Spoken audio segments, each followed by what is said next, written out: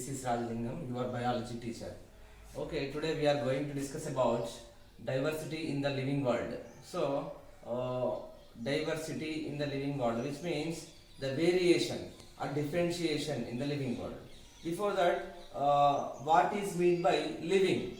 So, living is a lot of actions in a organism or a cell or a animal or a plant. So what is that? Lot of actions. What are that? Majorly metabolism, respiration, nutrition, growth, as well as reproduction. All these processes, okay, which is having in a single cell or in a multicellular organism or in a plant or in a animals, so including human beings. So this is called as living. So that we have breathing, we are having the irritability, at the same time we are having the consciousness, we are responding, okay, we are responding to the atmosphere.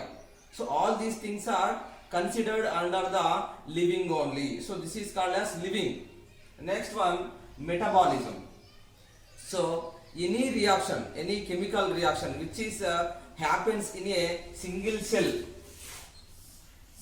or multicellular organisms.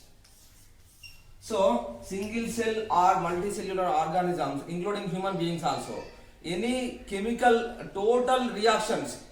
chemical reactions in a single cell or in a living thing, including human beings, is called as metabolism. So actions and reactions, okay, it involves metabolism involves actions and reactions of chemical actions and chemical reactions in a single cell or in a living thing.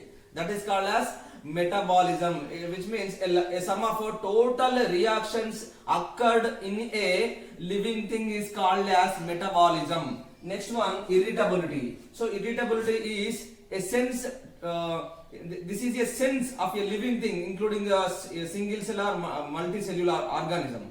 So it is a sense to the environment.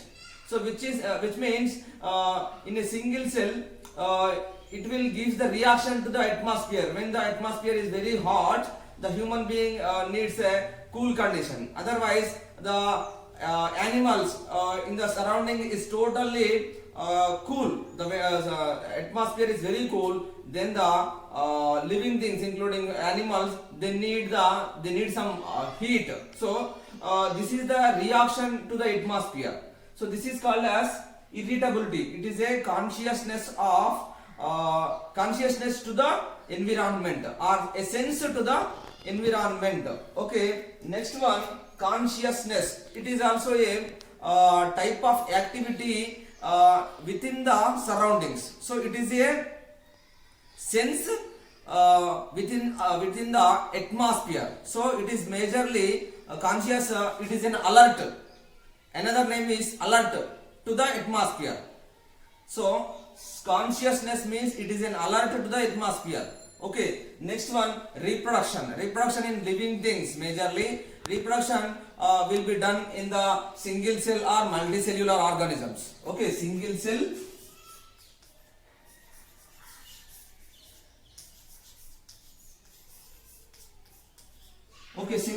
or multicellular organism will be done by the diffusion, which means by the asexual reproduction or sexual reproduction can make the reproduction in the unicellular organism or multicellular organism, including human beings and plants, whatever it is. So vegetative reproduction in the plants.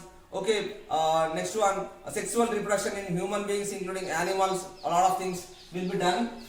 This is the reproduction. So these are the major living characteristics, and a cell having the normal characteristics in the environment, that is living, metabolism, irritability, consciousness, reproduction. These are the common things in every living thing, including in a unicellular cell or in a multicellular cell. So these 5 things are the common. These 5 things are common in every living thing, including a single cellular cell are multicellular organism. So this is the common thing. This is the basement for every student for understanding next topics. Okay. Then diversity in the living world. What is meant by diversity? So we already discussed. This is a variation, differentiation. So in the world there are different, majorly lot of types of organisms and animals and plants are there. So physically and chemically, here listen carefully, physically and chemically and characteristically. So physically, majorly, characteristically, both are differentiated. The living things are differentiated by physically and characteristically. So this is a variation occurred in the world. So those are some plants. They can't move from one place to another place. But these plants are living things. At the same time, animals. Those are also a living things, but they can move from one place to another place. These are the different from plants and animals. So these two are living things only, but they are different. And some of the animals, some of the living things are only living lives in the water only. Example, fish and anything. So those are lives under the water only. So those also a living thing. So these are considered as a diversity. So these are the diversity in the living world. So these type of lot of different animals, different living things, plants are also different. Some trees are mangoes, some are neem plants, some are different flowering plants, rose, etc. So plants also different. So all these things are considered under the diversity. So animals also, some buffaloes are there, 4 legs buffaloes also there, and some are monkeys. So these are the different variations, but these are the animals only. So these are called as diversity in the living world. So next one, we have to know about the nomenclature. Nomenclature means a particular name give to a particular living thing by their physical and morphological and characteristical observations only. So this is called as nomenclature. So if a plant, neem plant is there, by the observations of neem plant physical and characteristical features, we can call that Azadirachta indica.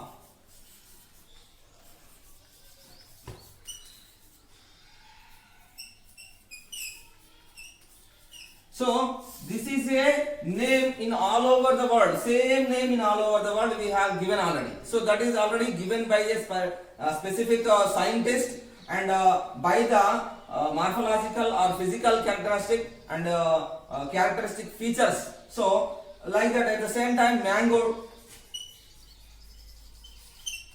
So mango tree also having a name, that is Mangifera indica.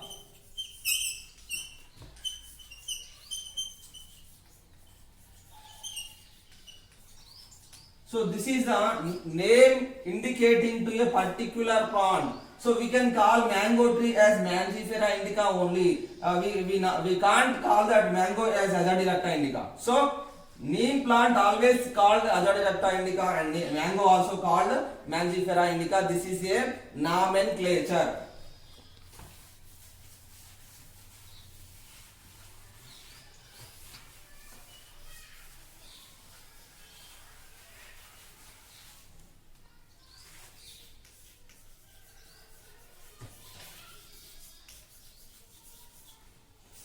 So we already discussed about nomenclature. Nomenclature is nothing but the name, a particular name, special name given to a particular living thing. Okay, so this is called as nomenclature. And at the same time, a scientist named Carolus Linnaeus.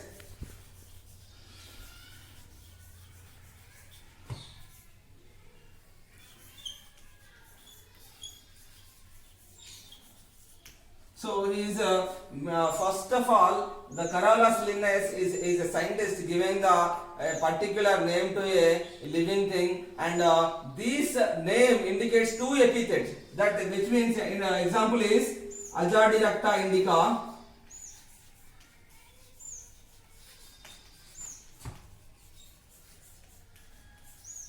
Azadirachta indica has two epithets, that is Azadirachta and indica. So these two are the names, but here only a single living thing called with two names, Azadirachta, indica. Here Azadirachta is a genus and indica is a species.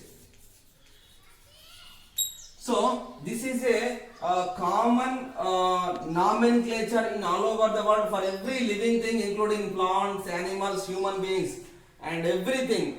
Everything which means bacteria, viruses, fungi, algae, everything have the two major epithets, that is genus and species. We can call a living thing with these two, genus and species, by the indication from the ICBN only. So with the help of ICBN only we can call the every living thing with a particular name. What is the meaning of ICBN?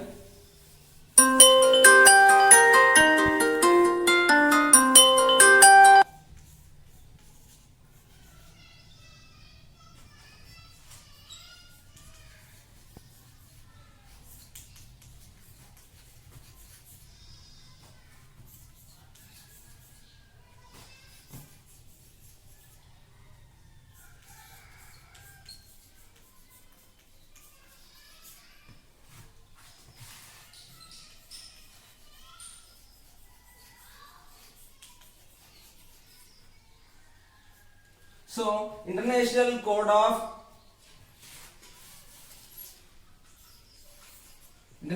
of Botanical Nomenclature. So this ICBN gives the particular observations for every living thing, for the giving the a specific living specific name to the specific particular living thing. So with the help of the indications or with the help of the instructions of ICBN only, with the help of instructions only from the ICBN we can take the we can collect the information and we have to give the particular name by the observations and of their of the living thing with the help of their physical and characteristical features. So these ICBN have some characteristics, or these ICBN will give some suggestions or some instructions for the giving the name or for nomenclature. What is that?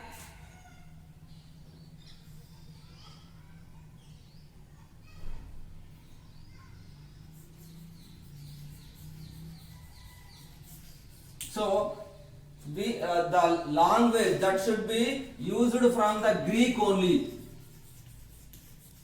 So the major thing that the language is from the Greek only, and the words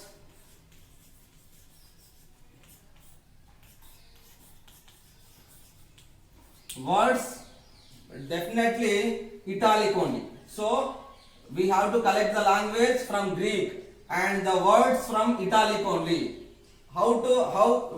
Which means if we are taking Azadirachta,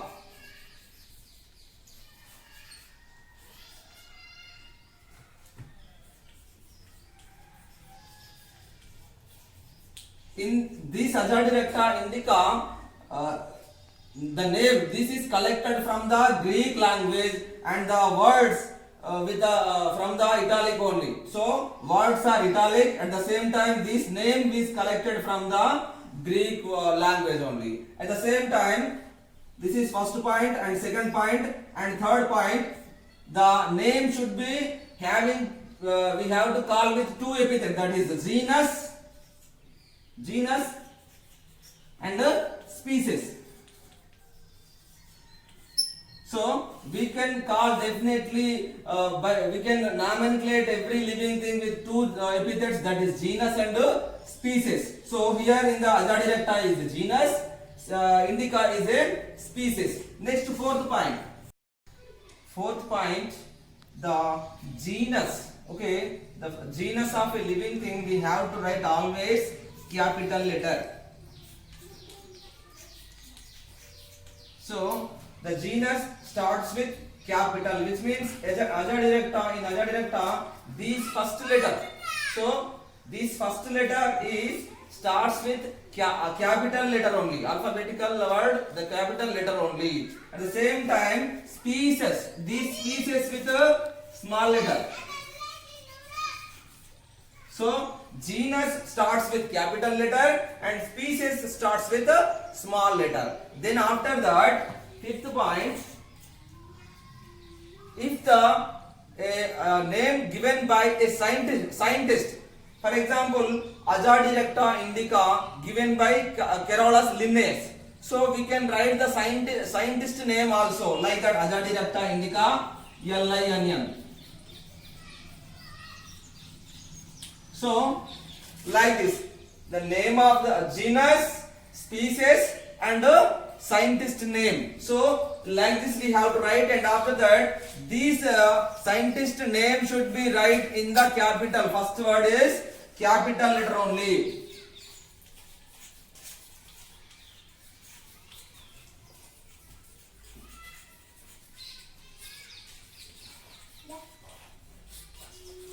So these are the major instructions given by ICBN for nomenclature. That is, language should be from Greek and Italic words. At the same time, the first letter is capital letter, genus, and the same time species starts with a small letter, and the scientist name also write with the capital letter. Then every living thing having two epithets, that is genus and species. This is the ICBN International Code for Botanical Nomenclature, and this is very important for board examination. Why? Because lot of times these questions will be coming for 4 marks.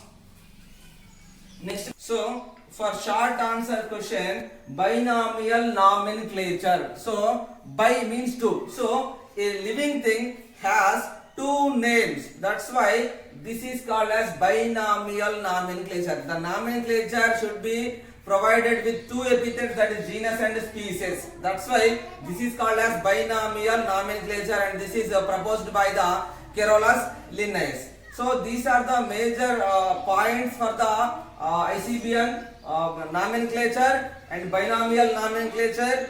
Major instructions from the ICBN for the name of the nomenclature for the living thing. Thank you.